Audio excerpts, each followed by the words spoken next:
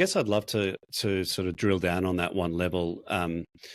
When you look at the types of companies, Cecily, that have adopted consumption-based pricing models, are there particular types of technology in your experience that better lend themselves to that type of model? Like, for example, is it apps companies? Are they more infrastructure type companies? Is it universal?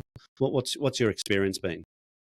So far, and the companies like Dan that you mentioned that are on usage-based more pricing model are mainly the very large cloud platform providers, such as AWS or Microsoft Azure. I'm talking about the Azure business of Microsoft.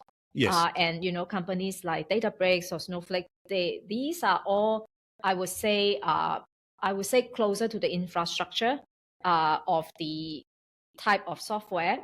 And I haven't seen much of the end user application, even like HubSpot. Maybe you can correct me if I'm wrong. I'm not sure whether Yes. you have a usage-based license, but I see that even for SaaS company who are traditionally based on subscription, they're starting to launching products that have a hybrid.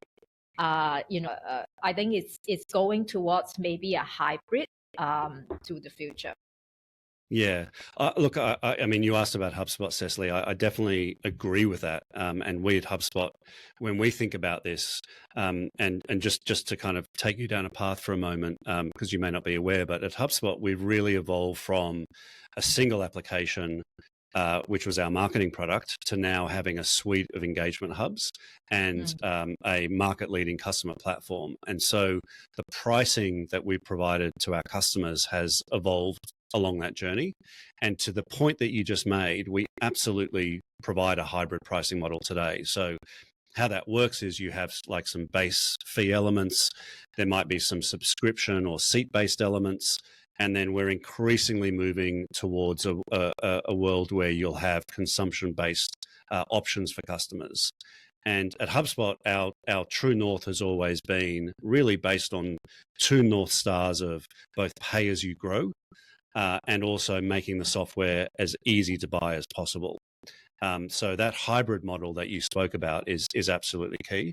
I think the other point that I would say that we've experienced, and I wouldn't mind getting your perspective on this from Databricks, because you kind of alluded to this, is ultimately what drives this for us is customer success and customer adoption. It's a pretty simple equation. The more customers adopt, the more they use, the stickier they are, the more it is that they will buy from you in the future. How key is success and usage in the type of business model that you're talking about?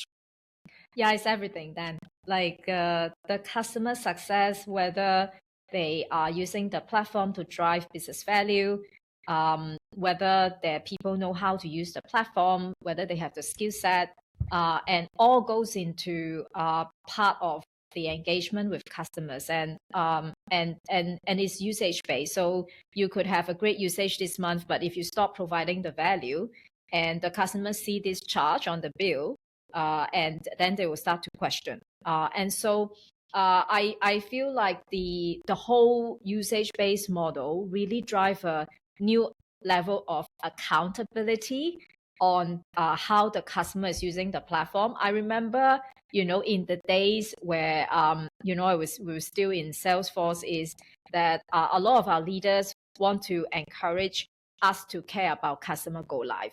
And that is exactly the reason why, because the customer success and how they're adopting, and we have this whole team focusing on customer success, is important.